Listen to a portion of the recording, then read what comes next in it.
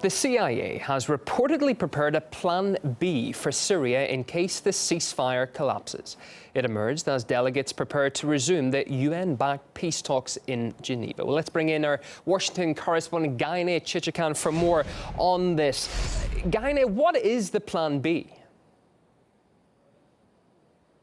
Yunan, the CIA has drawn up a plan to provide so-called moderate rebel groups in Syria with anti-aircraft weapons if the current ceasefire collapses. That is according to the Wall Street Journal's interviews with unnamed U.S. officials. They told the Journal that just before the cessation of hostilities took effect in February, there was a secret meeting of spy chiefs in the Middle East where the U.S. gave provisional assurances to its anti-Assad coalition partners that it would approve the delivery of more powerful weapons, of anti-aircraft weapons, to the rebels as Plan B.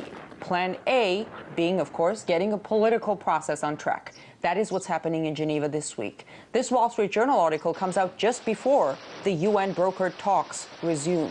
Russia believes that such a Plan B hurts the process because it sends a message to the rebels and their allies in the region that there may be a military solution, that they could get the weapons they want if they decided to fight on.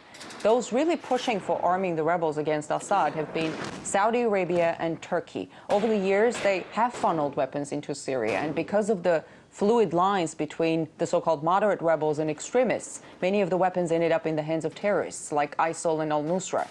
Recently, U.S. officials seemed to have come to a realization that giving powerful weapons to rebels was not a good idea. But now we learn from these unnamed officials in the Wall Street Journal article that the plan is still on the table.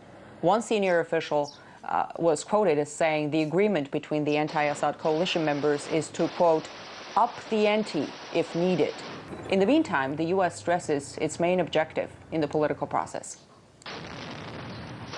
Our plan is now to push as hard as possible for a transition in governance that can bring peace and eventually be able to enable refugees to return to their homes. That's the real solution to the problem of migration in Europe.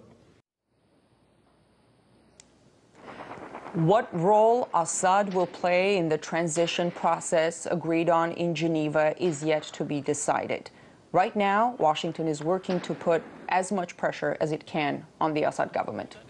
Bringing us up to date from Washington, D.C., Gaine Chichikan, thank you.